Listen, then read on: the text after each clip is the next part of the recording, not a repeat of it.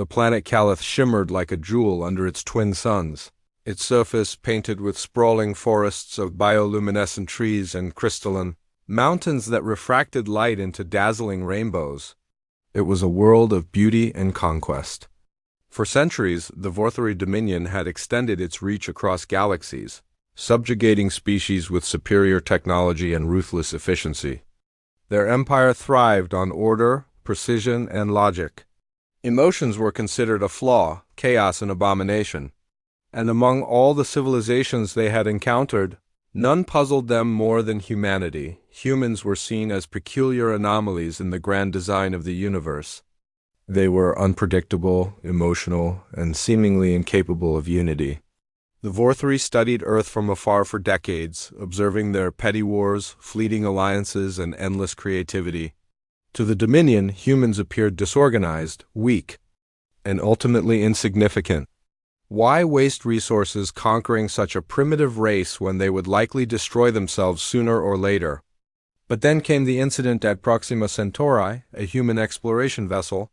The Odyssey Dawn stumbled upon a Vorthari mining operation near the edge of human-explored space.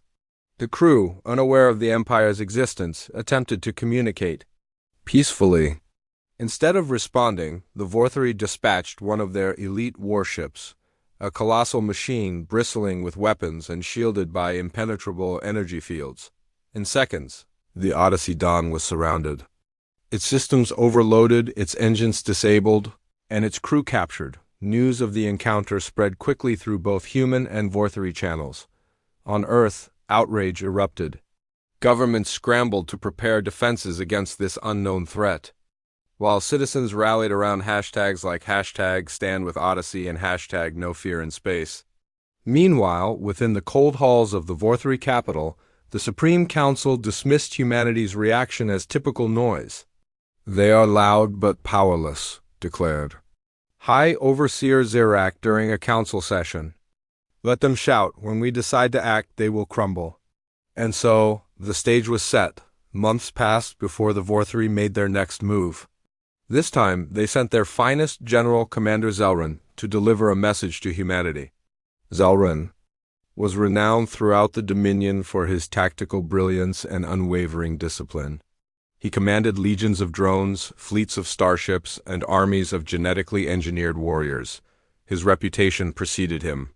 He had never lost a battle. The mission was simple: demonstrate the futility of resistance by obliterating a small human colony on the outskirts of their territory. The chosen target was New Haven, a modest settlement established on a barren moon orbiting a gas giant. Home to fewer than 10,000 people, it lacked significant defenses or strategic value. Yet it symbolized humanity's fragile foothold in the stars. If the Vorthari could erase it without consequence, they believed it would send a clear message: submit or perish. As Zelran's fleet approached New Haven, the colonists watched in terror as the sky darkened with alien ships. Panic gripped the settlement. Families huddled together in makeshift shelters, praying for salvation that seemed unlikely to come. Even the colony's governor, a pragmatic woman named Elena Cruz, struggled to maintain hope. "We're just farmers and scientists," she muttered. To her advisors, "What can we do against something like that?" Little did anyone know, however, that help was already on the way. Unbeknownst to the Vorthari, a group of civilian engineers and tinkerers stationed at New Haven had been secretly working on a project they called Operation Phoenix. Using salvaged parts and sheer ingenuity, they had cobbled together a prototype weapon powered by unstable quantum cores scavenged from old mining equipment. It wasn't much, but it was all they had. When the first wave of Vorthari drones descended toward the colony, the humans hesitated. Some wanted to surrender, believing resistance futile. Others argued that giving up meant certain death anyway. Finally, a young engineer named Marcus Halle stepped forward. With dirt-streaked hands and fiery determination in his eyes, he shouted, "If we're going down, let's take a piece of them with us." Moments later, Operation Phoenix roared to life. A beam of raw energy shot skyward, striking one of the lead drones and causing it to explode in a brilliant flash. The colonists cheered, their fear momentarily replaced by exhilaration. but the victory was short-lived. More drones swarmed in, and the makeshift weapon overheated almost instantly. Still, the attack stunned Commander Zelran. From aboard his flagship, he stared at the sensor readings in disbelief. How could these primitive creatures have developed such a weapon? And why risk everything to fight back when escape or surrender would have been wiser choices? As the battle raged on, Zelran realized something unsettling. Humanity wasn't behaving according to the Dominion's calculations. There was no logic in their actions, only defiance, courage, and an uncheckable will to survive. For the first time in his long career, Zelran felt doubt creep into his mind. Back on Earth, news of New Haven's stand spread like wildfire. Social media platforms lit up with messages of solidarity. "They laughed at us," read one viral post. "Now we'll make them remember our names." And somewhere deep in the void of space, the seeds of rebellion began to take root. What started as a minor skirmish on a forgotten moon would soon grow into something far greater. A testament to the indomitable spirit of humanity, but the real question remained. Could laughter truly level the battlefield? The explosion of the Vorthari drone over New Haven was a fleeting victory, but it ignited something far more powerful than any weapon: hope. Across the colony, people who had been paralyzed by fear found themselves stirred to action. The sight of one enemy machine falling, no matter how small, proved that humanity wasn't entirely helpless. For the first time since the alien fleet arrived, the colonists dared to believe they could fight back. Commander Zelran, however, was not amused. From his flagship hovering above the moon's surface, he watched the unfolding chaos with growing frustration. His sensors confirmed what his eyes already told him. These humans were using crude, improvised technology that shouldn't have worked at all. Yet somehow it did. And worse still, their reckless defiance only seemed to grow stronger with each passing moment. Zelran ordered another wave of drones to descend upon the colony, this time targeting the source of the attack, the makeshift weapon known as Operation Phoenix. As the machines closed in, Marcus Halle and his team scrambled to repair the overheated device. Sparks flew from exposed wires as they worked frantically, sweat dripping down their faces despite the freezing temperatures outside. "We're outmatched," shouted one of the engineers, slamming his fist against the console in frustration. "No," Marcus replied firmly, his voice cutting through the chaos. "We're just getting started." What happened next shocked everyone, including Commander XEL Ron. Instead of retreating or surrendering, the colonists unleashed a barrage of unconventional tactics. Farmers repurposed agricultural equipment into crude projectile launchers, firing salvaged metal scraps at the incoming drones. Scientists rigged up electromagnetic pulses using lab-grade materials, disabling several enemy units mid-flight.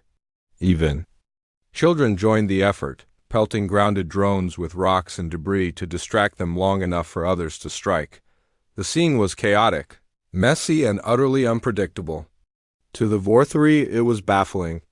Their advanced systems couldn't process the randomness of human behavior.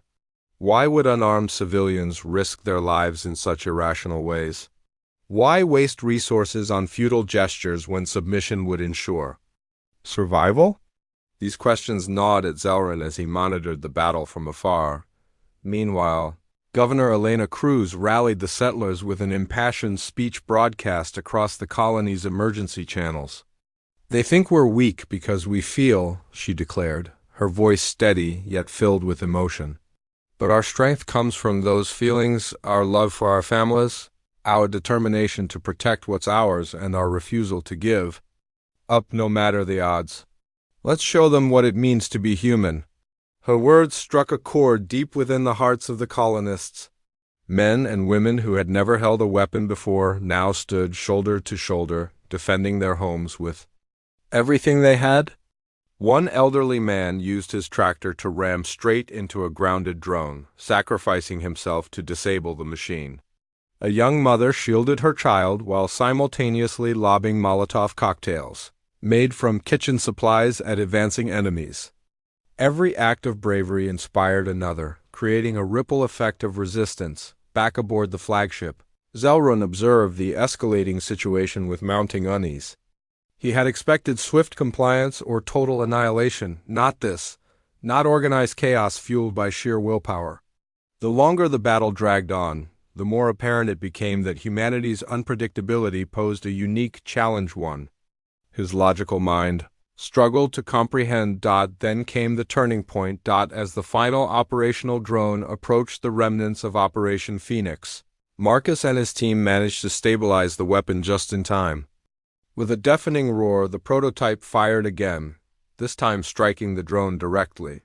The resulting explosion sent shockwaves rippling across the battlefield, temporarily blinding both sides. When the dust settled, silence fell over the colony. The surviving humans looked around in disbelief, unsure if the nightmare was truly over. It wasn't. High above, Zelrun issued new orders. "Deploy ground forces," he commanded coldly. "I want every human survivor captured alive for study." His curiosity had turned into obsession. These creatures defied logic at every turn, and he needed answers. What drove them? What made them so resilient? And most importantly, how could the Dominion counteract such irrationality? When the first wave of Vorthri troops landed, towering figures clad in sleek armor and armed with advanced weaponry, the colonists froze. Their makeshift defenses wouldn't stand a chance against trained soldiers. But instead of charging forward, the aliens hesitated, scanning their surroundings with visible confusion. They weren't prepared for the sheer variety of traps laid out by the resourceful humans, tripwires rigged to release swarms of angry drones, pits covered with camouflaged tarps, and even decoy targets designed to lure them into ambush. One soldier stepped on a pressure plate hidden beneath loose soil, triggering a burst of bright paint that splattered across his pristine armor. Another tripped over a wire, causing a net filled with sharp debris to drop onto him. While none of these measures caused serious harm, they succeeded in disorienting the invaders and slowing their advance. From a distance, Zelrun watched the spectacle unfold with growing fascination and irritation. These humans were proving harder to subdue than he'd anticipated. Their creativity knew no bounds, their adaptability unmatched. Each setback forced his troops to rethink their approach, buying precious time for the colonists. And then, amidst the chaos, something extraordinary happened. A group of settlers, led by Elena Cruz, emerged from hiding carrying white flags. At first glance, it appeared to be a gesture of surrender. But as they approached the nearest squad of Vorthri soldiers, they began singing a hauntingly beautiful melody that echoed across the barren landscape. It was a song of unity, resilience, and defiance, sung in multiple languages to represent the diversity of Earth itself. For the Vorthri, whose culture placed little value on art or emotion, the sound was profoundly unsettling. Some soldiers paused mid-step, their rigid stances faltering. Others tilted their heads, attempting to analyze the unfamiliar sensation creeping into their circuits. Even Zelrun felt a strange stirring within him, a flicker of doubt about whether the Dominion truly understood this enigmatic species. By the time the settlers finished their performance, the tide of the battle had shifted once again. Though outnumbered and outgunned, humanity had proven itself capable of surprising even the mightiest foes. The message was clear: underestimating them came at a cost. As night fell over New Haven, the Vorthri regrouped, their confidence shaken. Back on Earth, footage of the colony's stand reached millions, inspiring countless others to rise up against the looming threat. Humanity's laughter may have started as mockery, but it was quickly becoming a declaration of war. In the vast expanse of space, two vastly different civilizations now stood on the brink of a larger conflict. One side relied on logic and order, the other on emotion and ingenuity. Only time would tell which philosophy would prevail. The battle for New Haven had become more than a skirmish. It was a test of wills, a clash between two vastly different ideologies. For the Vorthri Dominion, it was a mission to assert dominance and crush any semblance of rebellion before it spread. For humanity, it was about survival, resilience, and proving that even the smallest acts of defiance could spark something greater. Commander Zelrun paced the command deck of his flagship, his mind racing as he reviewed reports from the ground forces. The human resistance at New Haven was unlike anything the Dominion had encountered before. Their tactics were chaotic, unpredictable, and seemingly devoid of logic, yet they worked. Every attempt to suppress them only seemed to fuel their determination.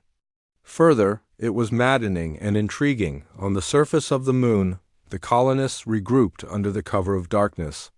Exhausted but undeterred, they gathered in what remained of the settlement's central hub, a battered structure barely standing after hours of relentless attacks. Governor Elena Cruz addressed the survivors, her voice steady despite the toll the day had taken on her. "We've shown them we won't back down," she said, her eyes scanning the weary faces around her. "But this isn't over. They'll come again, stronger next time. We have to be ready." Marcus Halle nodded grimly, his hands still stained with grease from repairing Operation Phoenix. "We can't rely on brute force alone," he added. "Our strength lies in creativity and thinking outside the box. That's what caught them off guard today, and that's how we'll keep fighting tomorrow." The settlers began brainstorming new strategies, pooling their collective ingenuity to prepare for the inevitable counterattack. Farmers suggested using the colony's irrigation systems to flood key areas, creating natural barriers against enemy troops. Engineers proposed rigging abandoned vehicles with remote-controlled explosives to serve as mobile traps. Even children contributed ideas, drawing inspiration from video games and science fiction stories they'd grown up with. As preparations continued, an unexpected development changed everything. Earth responded. News of the battle reached global networks within hours, sparking outrage and solidarity across continents. Governments issued statements condemning the Vorthree aggression, while grassroots movements organized aid campaigns to support the embattled colonists. But perhaps the most significant response came not from politicians or corporations, but from ordinary citizens. Amateur radio operators intercepted communications between New Haven and nearby outposts, piecing together details of the fight.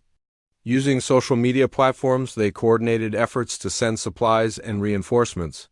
Within days, a fleet of civilian ships ranging from retrofitted cargo vessels to privately owned shuttles began converging on the moon's orbit. These volunteers, calling themselves the Free Stars Coalition, brought food, medical supplies, and makeshift weapons to bolster the colony's defenses. Among them was Captain Ava Patel, a former military pilot turned space freighter captain. Her ship, the EOS Vanguard, carried crates of experimental tech salvaged from Earth's research labs. When she landed at New Haven, she wasted no time introducing herself to Elena and Marcus. "You're not alone anymore," she declared, extending a hand. "We're here to help." Her arrival marked a turning point for the colonists. With fresh resources and reinforcements, morale soared. More importantly, Ava's expertise provided critical guidance. She helped organize the settlers into cohesive units, assigning roles based on skill sets rather than hierarchy. Under her leadership, the colony transformed into a well-oiled machine, capable of adapting quickly to changing circumstances. Meanwhile, aboard the Vorthree flagship, tensions simmered. Commander Zelran faced mounting pressure from the Supreme Council to resolve the situation decisively. Reports of humanity's growing defiance had reached the capital, prompting fears that New Haven might inspire other colonies or worse, entire planets to rise up against the Dominion. Zelran knew he couldn't afford another failure. He ordered his engineers to analyze every piece of data collected during the battle, searching for patterns or weaknesses in human behavior. What emerged surprised him. Despite their lack of advanced technology, humans excelled at improvisation. They adapted rapidly to new challenges, leveraging whatever tools were available to them. Moreover, their actions were often driven by emotion, something the Vorthree struggled to comprehend. "They value connections," Zelran muttered to himself, studying holographic projections of human interactions, families protecting one another, strangers risking their lives to save each other, communities rallying together in times of crisis. It's illogical, and yet it works. Determined to exploit this insight, Zelran devised a new strategy. Instead of launching a full-scale assault, he decided to target specific individuals, those who appeared to be leaders or symbols of unity among the humans. By dismantling their cohesion, he hoped to break their spirit. The plan unfolded under the cover of night. Elite Vorthuri operatives infiltrated the colony, moving silently through shadows cast by the twin moons. Their primary objective: capture Governor Elena Cruz and Captain Ava Patel alive.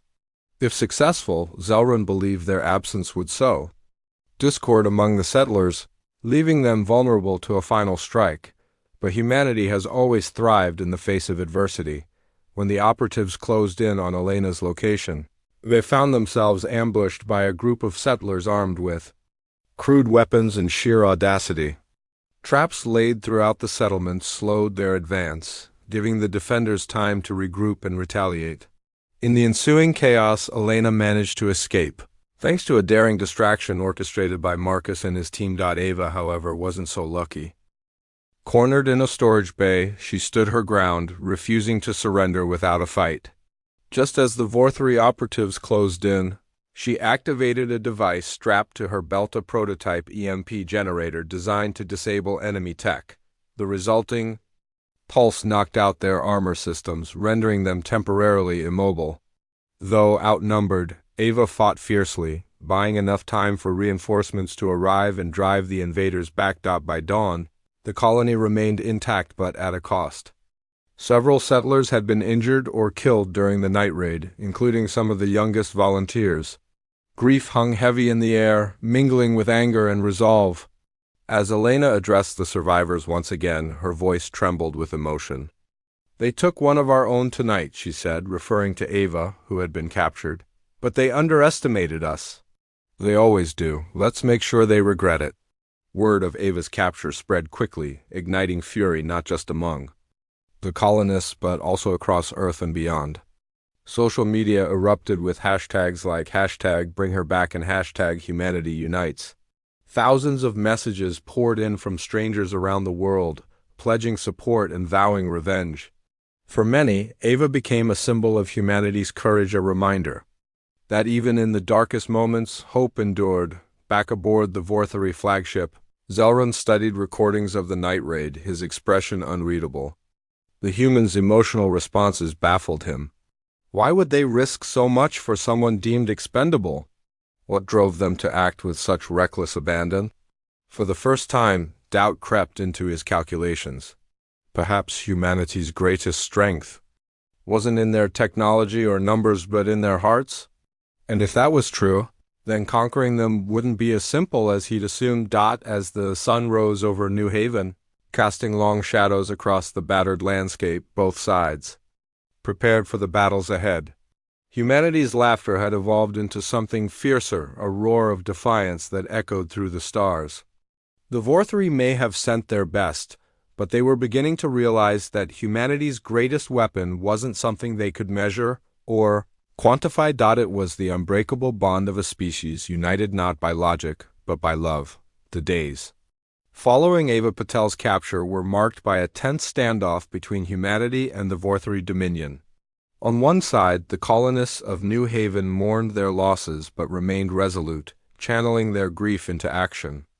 On the other, Commander Zelrun grappled with an unsettling realization. Humanity's unpredictability was not just a nuisance.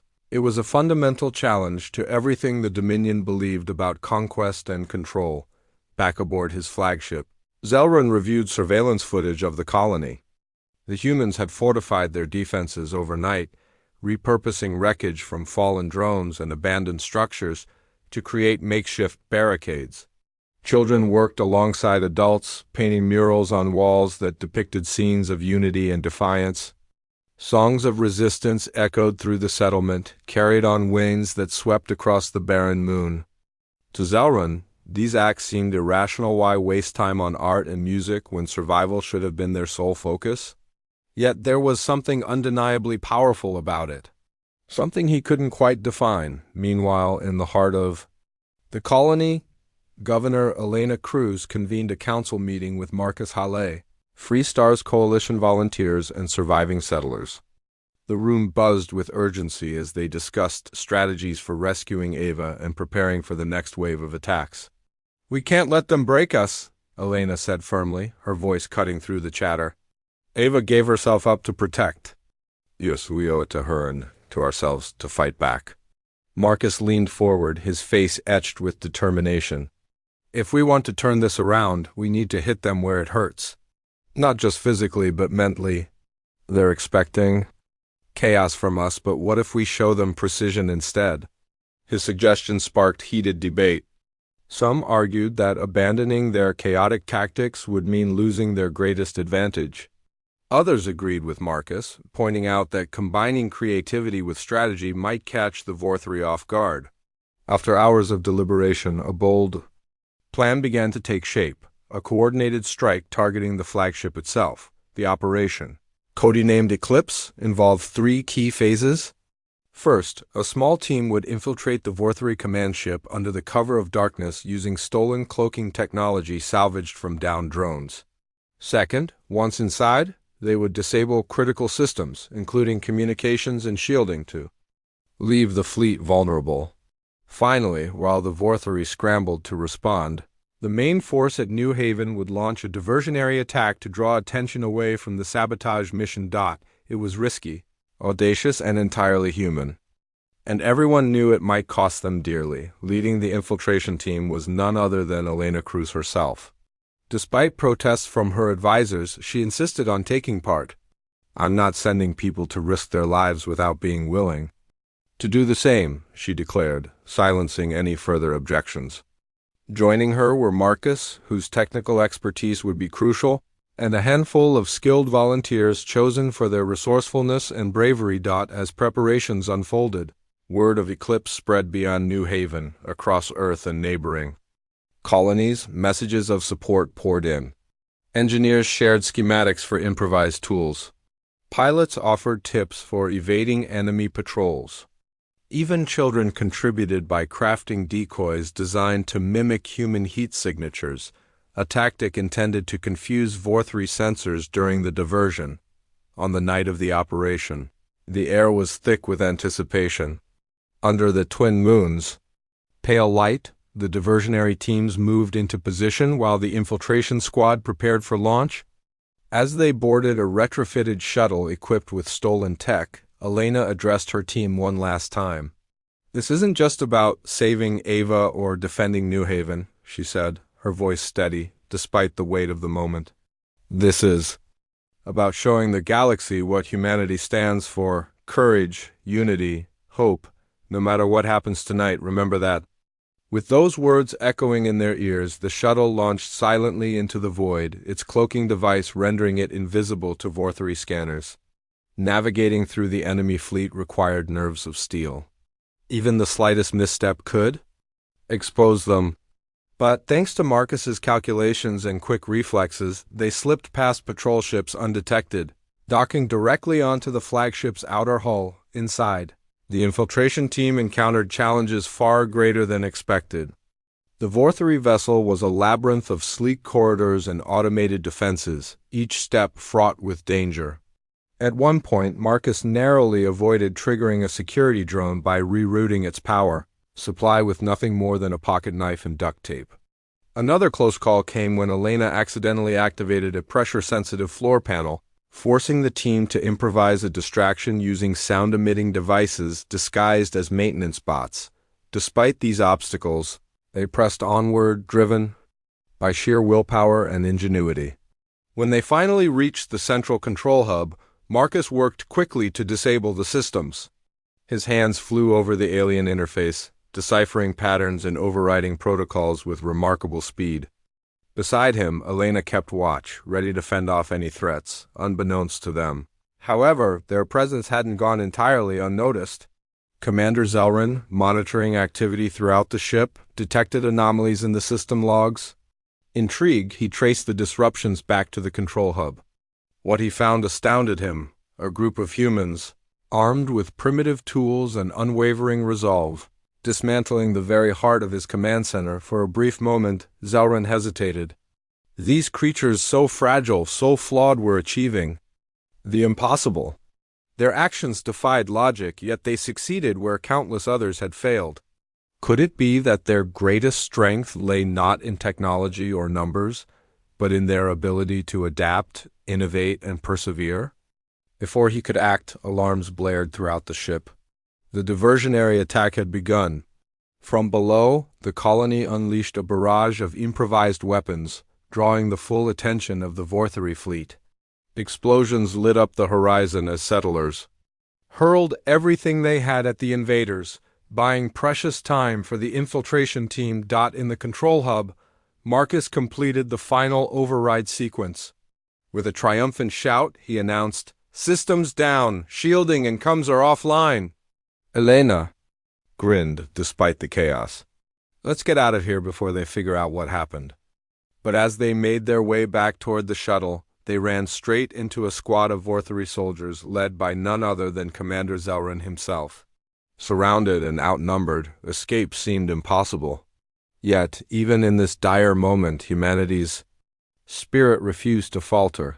"Looks like we've got company," Marcus quipped, clutching a makeshift MP grenade. "Anyone got a plan B?" Elena stepped forward, her gaze locked onto Zelran. "Plan B is simple," she said, raising her voice so all could hear. "We don't give up. Ever." And with that, the stage was set for the most pivotal confrontation yet. Humanity's brilliance and resilience were about to shine brighter than ever before, and the Vorthery were about to learn a lesson they would never forget. The standoff in the flagship's control hub was a powder keg waiting to ignite. Commander Zelran stood at the center of his troops, his towering frame radiating authority. His cold, calculating eyes scanned the humans before him, ragged, exhausted, yet defiant. To his left, Marcus clutched the EMP grenade tightly, sweat dripping from his brow as he weighed his options. Beside him, Elena held her ground, her expression unyielding despite the overwhelming odds. The tension crackled like static electricity, each side poised for action. "You have surprised me." Zelran finally spoke, his voice deep and resonant, carrying an eerie calm that contrasted sharply with the chaos around them.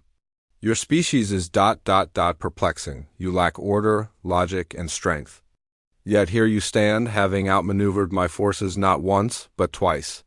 He paused, tilting his head slightly as if trying to solve a puzzle. "Why do you resist? Why risk everything when surrender would spare your lives?" Elena stepped forward, her voice steady despite the weight of the moment.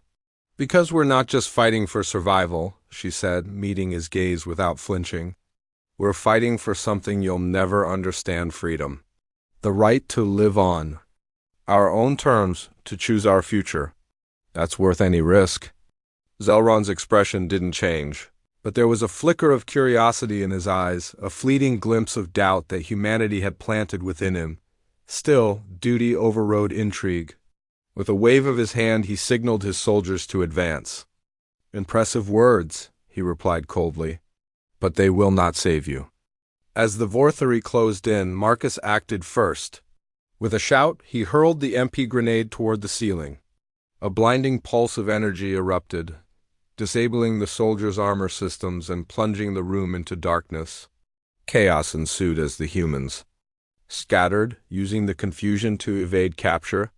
Elena grabbed a fallen piece of debris and swung it at one of the immobilized soldiers, buying enough time for Marcus to activate a secondary device, a crude smoke bomb rigged to emit thick clouds of opaque vapor. "Move!" Marcus barked, pulling Elena along as they darted through the haze. Behind them, shouts echoed through the corridor as the Vorthery recovered from the EMP's effects. Lights flickered back on, revealing glimpses of their pursuers closing in. The race to escape became a desperate sprint through the alien ship's labyrinthine corridors. Every turn brought new dangers: locked doors, automated turrets, and patrol drones regaining functionality. But the infiltration team adapted quickly, relying on ingenuity and teamwork to stay ahead. When a locked bulkhead blocked their path, Marcus used a salvaged data spike to hack into the system, rerouting power to unlock the door. When a drone cornered them in a narrow passage, Elena threw a makeshift decoy, a small explosive rigged to emit heat signatures that drew the machine away long enough for them to slip past. Despite their resourcefulness, exhaustion began to take its toll. Their movements grew slower, their breaths heavier. The constant pressure of knowing they were hunted wore on their nerves. Yet, even in their weakened state, they refused to give up. Each step forward was fueled by sheer determination and unwavering belief that giving up wasn't an option. Back at New Haven, the diversionary attack reached its crescendo. The settlers unleashed everything they had, transforming their makeshift defenses into a symphony of resistance. Tractor beams repurposed as catapults launched debris at enemy ships. Swarms of drones armed with paint bombs disoriented Vorthery pilots. Even children played critical roles, operating remote-controlled vehicles rigged with flares to mimic incoming missiles. Captain Ava Patel, imprisoned aboard the flagship, felt the tremors of battle reverberate through the hull. Though confined to a containment cell, she refused to remain passive. Using fragments of metal scavenged from her surroundings, she worked tirelessly to pick the lock on her restraints. Her hands bled, her muscles ached, but she persisted, driven by the knowledge that every second counted. When the door finally clicked open, Ava wasted no time. She moved stealthily through the ship, avoiding patrols and disabling security cameras. Along the way, her goal was simple: reach the engine core and sabotage it, crippling the flagship from within. Along the way, she encountered remnants of the Infiltration Team 2 volunteers who had been separated during the earlier skirmish. Together they formed a new alliance, combining their skills to navigate the increasingly hostile environment. Meanwhile, aboard the bridge, Zelrun monitored the unfolding chaos with mounting frustration. The humans' coordinated efforts baffled him. How could such disparate groups work together so seamlessly? What drove them to act with such unity and purpose? These questions gnawed at him, challenging the very foundation of his beliefs about conquest and control. And then came the turning point. The moment that shifted the tide of the battle. Ava and her companions reached the engine core just as Marcus and Elena fought their way back to the shuttle bay. With seconds to spare, Ava activated a series of overrides, triggering a catastrophic feedback loop in the ship's reactor. Alarms blared throughout the vessel as warning lights flashed red. "Evacuate now," she shouted into her communicator, hoping the message would reach the others in time. On the ground below, the settlers noticed the flagship beginning to falter. Its massive form shuddered violently, engines sputtering as smoke billowed from its underbelly. Cheers erupted across the colony as the realization dawned. Humanity had struck a blow against the seemingly invincible empire. Commander Zelrun watched the monitors in stunned silence. For the first time in his distinguished career, he found himself questioning the Dominion's methods and his own convictions. The humans' resilience, creativity, and willingness to sacrifice for one another defied all logic. They weren't just resisting. They were thriving in the face of adversity. As the flagship descended uncontrollably toward the moon's surface, Zelrun made a decision. Ignoring protocol, he ordered an emergency evacuation, prioritizing the lives of his crew over the mission's success. It was a choice born not of fear, but of respect, a grudging acknowledgement that humanity's strength lay not in their weapons or technology, but in their indomitable spirit. By the time the flagship crashed into the barren landscape, the remaining Vorthery fleet had already begun retreating. The battle for New Haven was over, but the war was far from finished. Humanity had proven itself capable of standing toe-to-toe with the galaxy's mightiest empire. And though the cost had been high, the victory was undeniable. In the aftermath, Governor Elena Cruz addressed the survivors, her voice filled with both sorrow and pride. "Today, we showed the universe what it means to be human," she declared. "But this is only the beginning. The fight isn't over, not until every person everywhere can live free." Her words resonated deeply, echoing across the stars. Humanity's laughter had evolved into a roar, a declaration that no matter the odds, they would never stop fighting for a better tomorrow. The crash of the Vorthery flagship into the moon's surface was a deafening crescendo to the battle, sending shockwaves rippling across New Haven. Dust clouds billowed high into the thin atmosphere, blotting out the twin suns for several tense minutes. When the dust finally settled, the settlers emerged from their shelters, blinking in disbelief at the sight before them.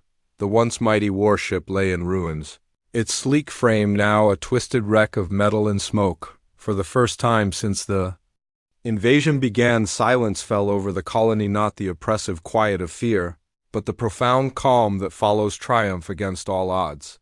The settlers hugged one another, tears streaming down faces streaked with dirt and grime. Cheers erupted as survivors realized they had done the impossible. They had stood up to an empire that saw them as insignificant and forced it to retreat. But amidst the jubilation, there was also urgency. Ava Patel and the infiltration team had yet to return. Back aboard the wreckage of the flagship, chaos reigned. Emergency alarms blared intermittently, their piercing wails muffled by the thick haze of smoke and debris. Commander Zelran led the evacuation efforts, his stoic demeanor masking the turmoil within him. As he boarded the last escape pod alongside his remaining crew, he glanced back at the crumbling ship, one final look at the place where everything had changed. Humanity had proven itself more formidable than he could have ever imagined, and though pride demanded denial, logic dictated acknowledgement. This species was unlike any other. Meanwhile, deep within the bowels of the dying vessel, Ava Patel worked feverishly to ensure her companion's survival. Her makeshift sabotage of the engine core had bought humanity a decisive victory, but now it threatened to claim her life as well. She guided Marcus, Elena, and the two surviving volunteers through the labyrinthine corridors, dodging collapsing walls and sparking conduits. Every step forward felt like running on borrowed time. "We're almost there," Marcus shouted, pointing toward the faint glow of an emergency exit hatch ahead. His voice cracked with exhaustion, but determination burned in his eyes. Together they pushed onward, ignoring the growing heat radiating from the failing reactor behind them. When they finally reached the hatch, Ava used her last ounce of strength to pry it open manually, revealing the cold expanse of space beyond. Awaiting them was the shuttle they'd arrived in, still cloaked and hovering just outside the wreckage. With no time to waste, they scrambled aboard, sealing the hatch behind them moments before the flagship imploded in a spectacular explosion of fire and light. As the shuttle pulled away from the devastation below, everyone aboard stared out the viewport in stunned silence. The fiery remains of the flagship illuminated the dark side of the moon, casting eerie shadows across the barren landscape. It was both beautiful and terrifying, a stark reminder of how close they had come to annihilation. Back on New Haven, the settlers watched the explosion together, their hearts pounding with anticipation.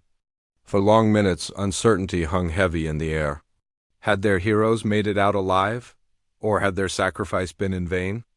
Then, breaking through the tension, came the unmistakable hum of the returning shuttle. Cheers erupted once again as the craft descended, landing gently near the center of the settlement. When the hatch opened, Ava stepped out first, battered but unbowed, followed closely by Elena, Marcus, and the others. The crowd surged forward, embracing them with cries of gratitude and relief. Governor Elena Cruz raised her hands to quiet the crowd, her voice ringing out clear and strong. "Today, we didn't just survive, we showed the galaxy what it means to be human," she declared, gesturing toward Ava and the team. "Courage isn't about being fearless. It's about standing up even when you're scared. Unity isn't about perfection. It's about coming together despite our flaws. Hope isn't about certainty, it's about believing in something greater than ourselves." Her words resonated deeply, not only among the settlers but also across Earth and neighboring colonies. Footage of the speech spread rapidly via amateur radio operators and social media platforms. Inspiring millions who had been following the events at New Haven, messages poured in from every corner of human space, messages of solidarity, admiration, and renewed resolve. Humanity wasn't just fighting for New Haven anymore, they were fighting for each other. Commander Zelran, safely aboard one of the retreating Vorthri vessels, observed the aftermath of the battle with mixed emotions. The humans' actions continued to defy explanation. Their willingness to risk everything, not just for themselves but for others, was alien to him in the truest sense of the word. Yet, it was undeniable. This species possessed a unique strength, one rooted not in technology or strategy but in Emotion, connection, and shared purpose. As the fleet regrouped in orbit, Zelran transmitted a report to the Supreme Council.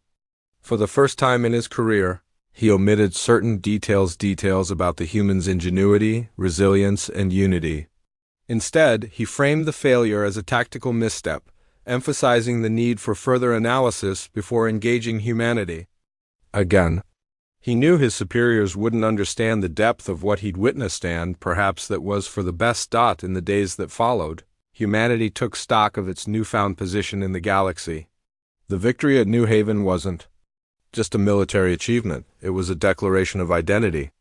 Across Earth, monuments were erected to honor those who had fallen. Schools held assemblies teaching children about the importance of creativity, teamwork, and courage. Even nations that had once been divided found common ground in celebrating humanity's triumph. Eva Patel became a symbol of hope, her story shared far and wide. When asked during an impromptu interview what drove her to keep fighting despite overwhelming odds, she smiled softly and said simply, "Because we're worth it. Because humanity is worth it." Her words encapsulated the essence of the movement. That had begun on New Haven, a movement fueled not by hatred or vengeance but by love, compassion, and an unshakable belief in the power of unity. Humanity hadn't merely leveled the battlefield. They had redefined what it meant to win, and somewhere in the vastness of space, Commander Zelran found himself reflecting on the lessons he'd learned. Perhaps the Dominion's rigid adherence to logic and order wasn't infallible after all. Perhaps there was value in embracing unpredictability, in acknowledging that strength could come from vulnerability. As the Vorthari fleet disappeared into the void, leaving New Haven behind, a single thought lingered in Zelran's mind, one that would haunt him for years to come. If humanity can achieve so much with so little, what might they accomplish if given the chance to thrive? The question remained unanswered for now. But one thing was certain, the galaxy would never see humanity the same way again. The aftermath of the battle for New Haven rippled across the galaxy like waves on an endless ocean. News of humanity's improbable victory spread far beyond Earth and its colonies, reaching species who had long believed themselves powerless against the Vorthari Dominion. For centuries, the Empire's cold efficiency and unyielding logic had cast a shadow over countless worlds. A shadow that now began to waver under the light of human resilience. On New Haven itself, life slowly returned to a semblance of normalcy. The settlers worked tirelessly to rebuild their homes, repurposing wreckage from fallen drones and salvaged materials from the crashed flagship. What was once a barren moon marked by desperation became a beacon of hope, a testament to what could be achieved when people came together with purpose and heart. In the center of the settlement stood a memorial wall etched with the names of those who had given their lives during the battle. Beneath it, a simple inscription read, "Courage is contagious." Governor Elena Cruz emerged as a leader not just of New Haven but of humanity's growing resistance movement. Her speeches inspired millions, and her unwavering belief in unity resonated deeply with those who had felt marginalized or overlooked. She often spoke of how the battle at New Haven wasn't won by weapons or technology but by something far more powerful, the indomitable spirit of humanity. "We are flawed," she would say, addressing crowds both in person and via broadcasts, "but our flaws make us strong.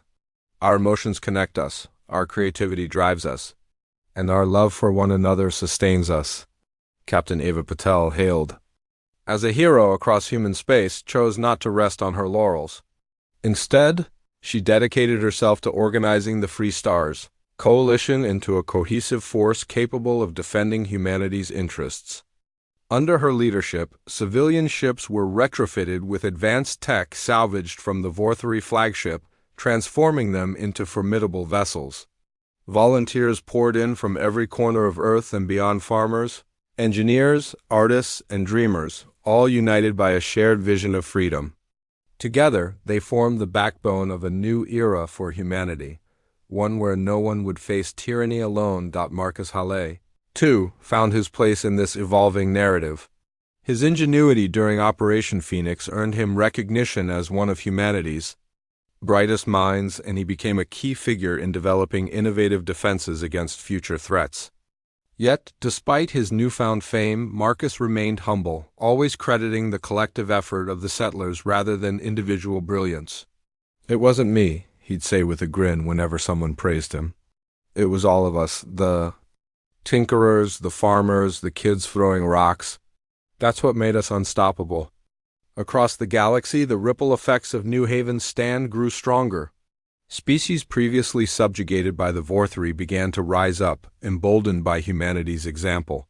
On distant planets, oppressed populations painted murals depicting scenes from the battle, using art as a form of quiet rebellion.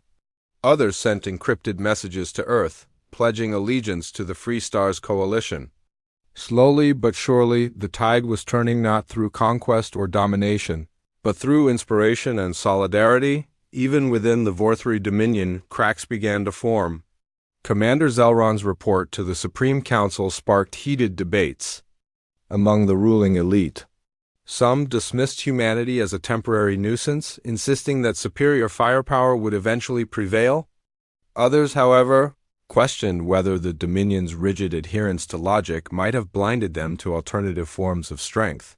Whispers of dissent spread through the ranks, with some soldiers quietly admiring humanity's courage and adaptability. Though subtle, these shifts signaled the beginning of change in empire built on order starting to question its foundations. Months later, Commander Zelron received orders to lead a diplomatic mission to Earth, a task he initially viewed with skepticism. But as he prepared for the journey, memories of New Haven lingered in his mind. He couldn't shake the image of Governor Elena Cruz standing defiant before him, nor the sound of settlers singing songs of unity even as destruction loomed overhead.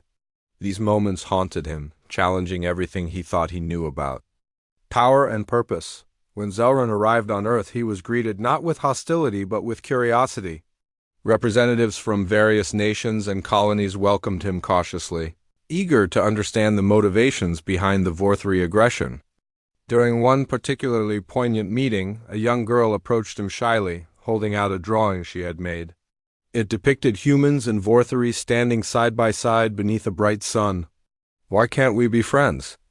she asked innocently, her voice carrying a weight far beyond her years. For the first time in his life, Zelron found himself at a loss for words.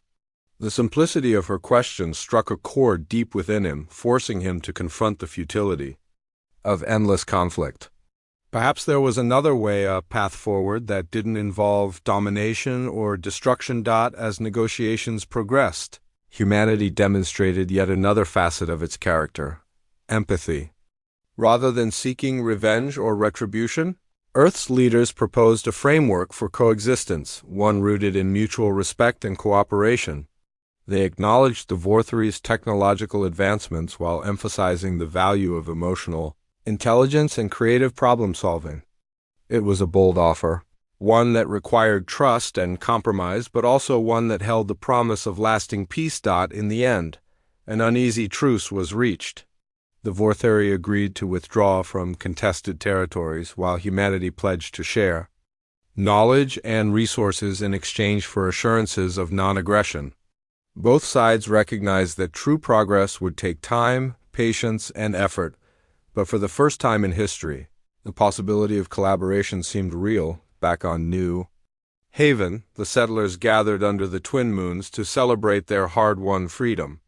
As fireworks lit up the night sky, casting vibrant colors across the landscape, Governor Elena Cruz addressed the crowd one final time. "This isn't the end of our story," she said, her voice filled with quiet conviction. "It's only the beginning. We've shown the galaxy that humanity isn't defined by fear or weakness, but by hope, courage, and love. Let's carry that legacy forward, not just for ourselves, but for everyone who dreams of a better tomorrow." Her words hung in the air, carried by the wind to distant stars. Humanity's laughter had evolved into something profound, a declaration of identity, a call to action, and a promise to never stop striving for a brighter future. And somewhere in the vastness of space, Commander Zelron watched the celebration from afar, his expression unreadable.